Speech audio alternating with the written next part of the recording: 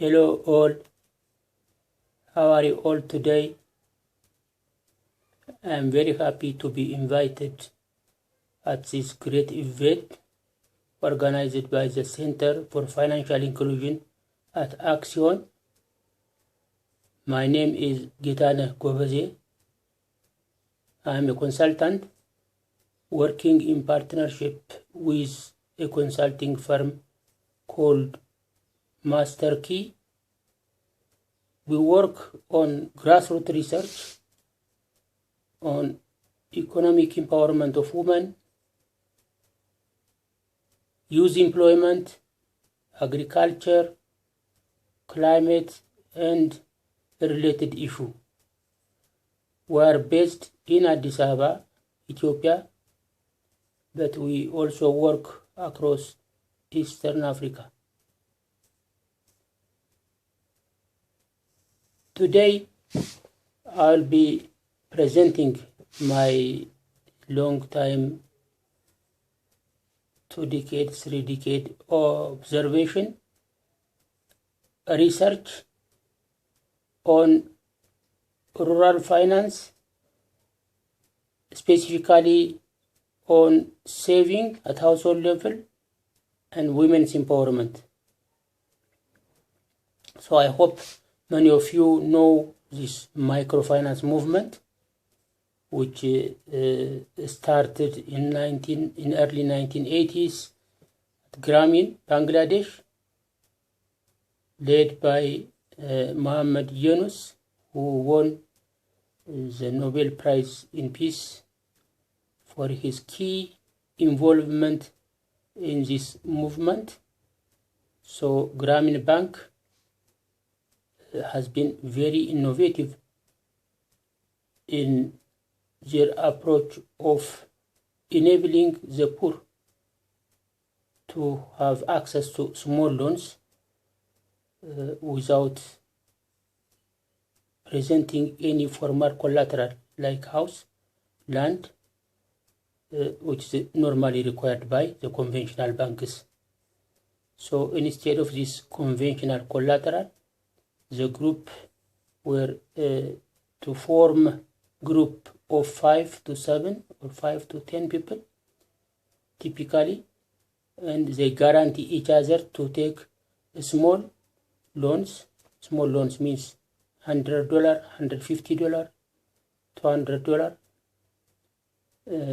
repayable in a few months, like 4 months, 6 months, or 12 months typically.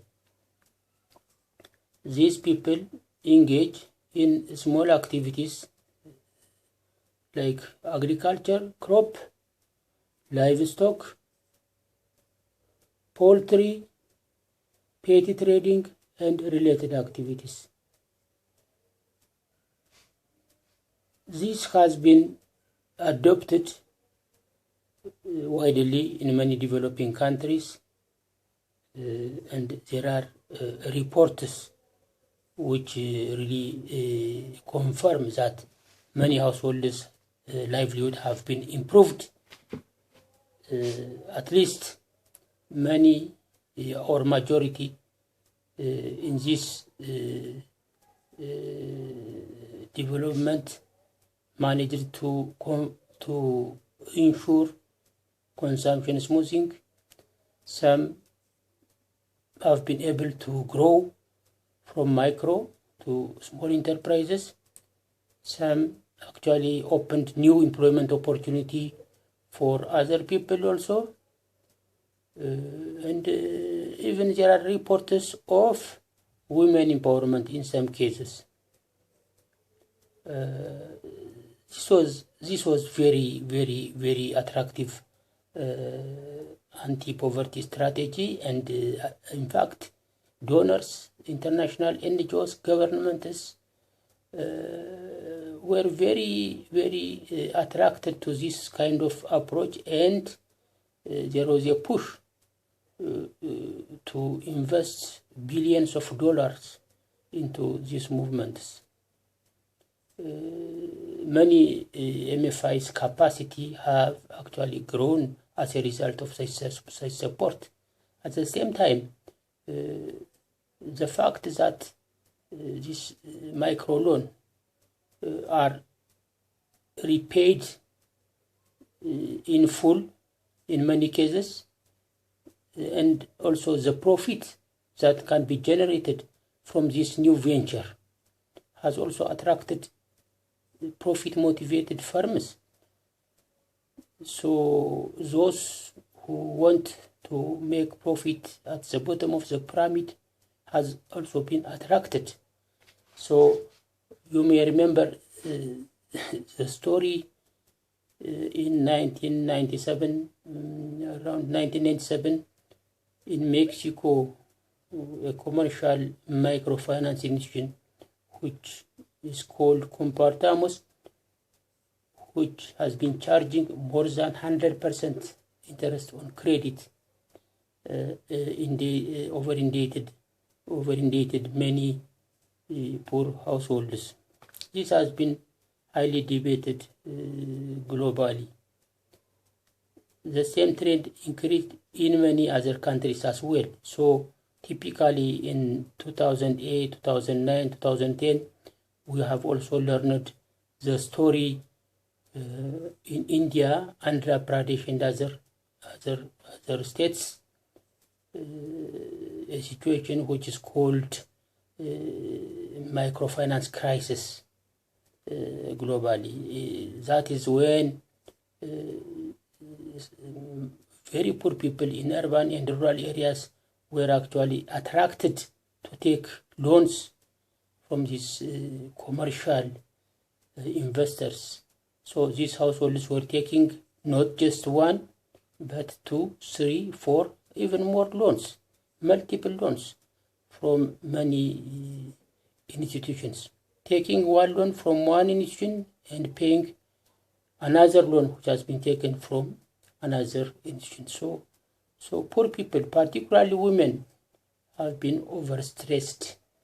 And in fact, there are also reports of households committing suicide because of inability to pay loans.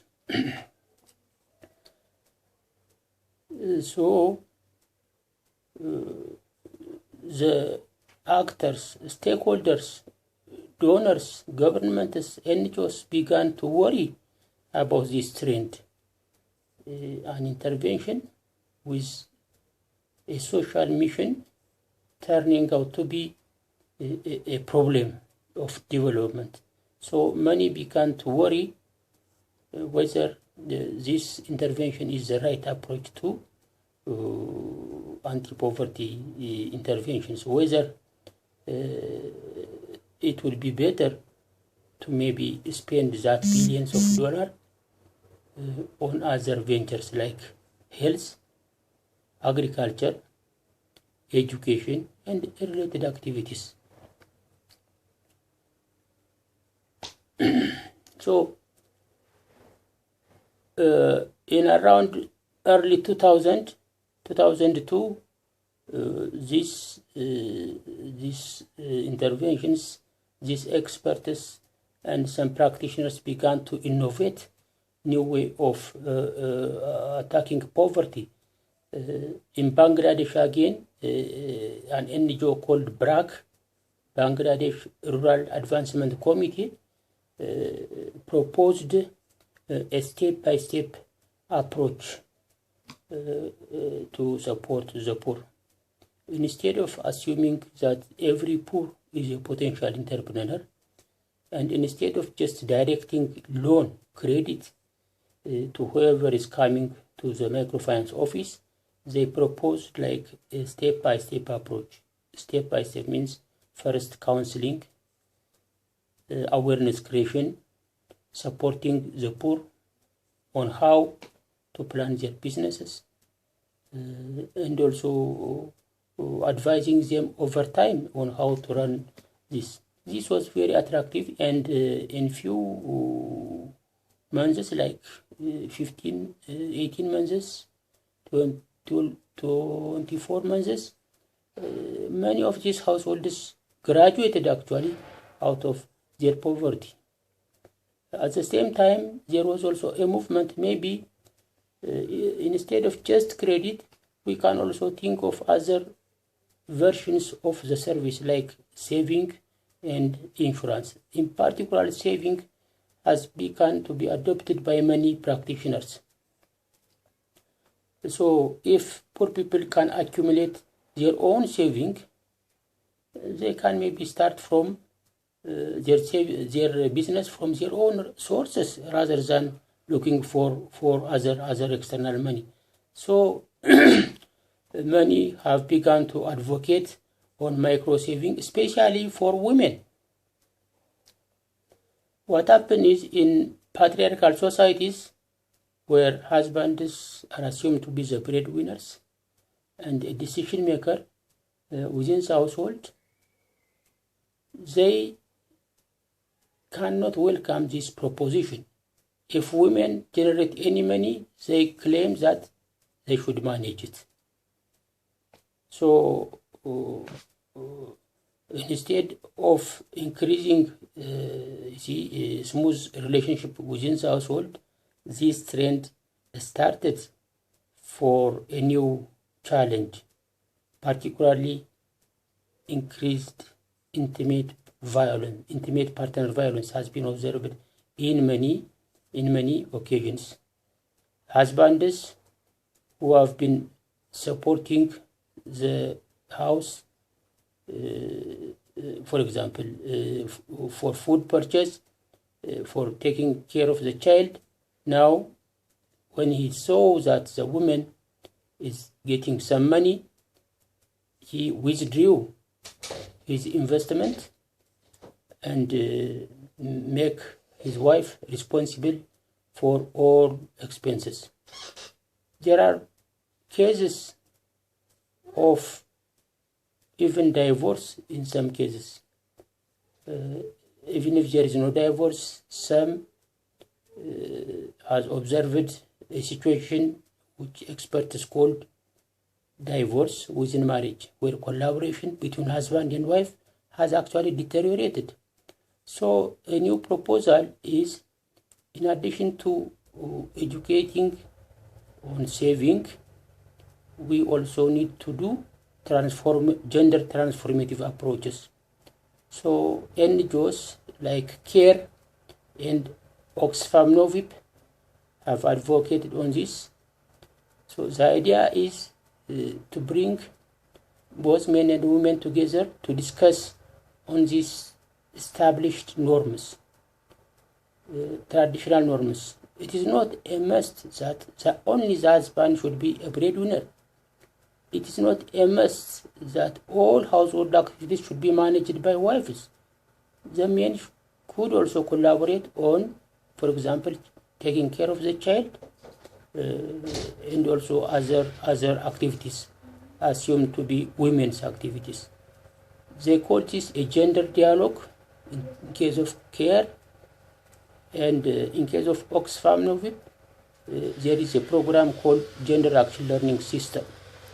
So there are positive remarks or research outcomes on this one, where husbands and wives began to collaborate. This is a new venture also proposed by UN organizations like IFAD and FAO. We are happy to collaborate on this one.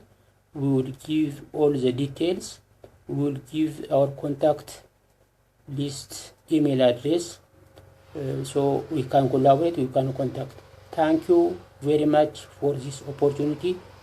Thank you.